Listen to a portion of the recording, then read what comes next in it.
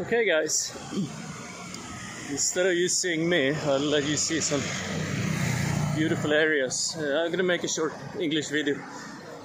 As usually we don't get many views, but the word gets around, and a lot of my viewers, the Swedish viewers, they spread it to their friends. The more the merrier. People have to know what is going on in Sweden. We just had a referendum to remove the Swedish PM, the most horrible PM the world have ever seen, and he was voted out. But the rules and regulations, sorry, I have my face shit. The rules and regulations of the Swedish Parliament is that he has 7 days to corrupt his fellow politicians so he can stay in power. If he can't get enough votes, the Speaker of the House has to declare, we call it extra election in Sweden, a new election, but in Swedish, extra val. And what is going to happen now? Well, the Center Party, she said she's going to eat her shoe instead of being a supporting leg to the socialists and the communists. What did she do after the 2018 election? Yeah, to get some own power, she became the supporting leg. Now, she's one of the parts that refused to accept the terms that created this parliamentary mess. But now, of course, she never thought that the Prime Minister would be voted out. She was so sure of herself that he would automatically stay in power, but that didn't happen. So now, of course,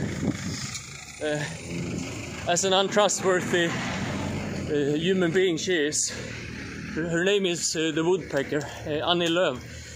She's now given in to the things that could have stopped the crisis, of course, because she realized that it's the only way for her to stay in power.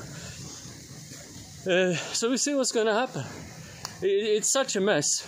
I think it's a good mess for Sweden, because even the worst supporters of this horrible government that's destroyed our country starts to wake up. But we have the Communist Party. It's called V, as in left in Sweden, but it's the Left Communist Party. They just changed the name. Having an ideology that supports everything the communists did. They also voted for this government in 2018. Why did they do it? Yeah, the party leader at that time, his wife was awarded ambassador to Vietnam if he voted with the Prime Minister. So of course he voted. He said he wasn't going to vote. He said he was against everything the Prime Minister said. But, you know, he's now sitting on Twitter in Hanoi, drinking great Vietnamese beer, posting it on social media, laughing all the way to the bank on behalf of the Swedish people, the Swedish taxpayers. Now the communists has a new leader, Nooshi Dadgostar. She was instrumental in this thing, and as soon as the Prime Minister was voted out, she said, "Oh, but I want him to stay." That's how much you can trust a communist. So all she was doing was blackmailing. That's how they are. They should be in jail, all of them.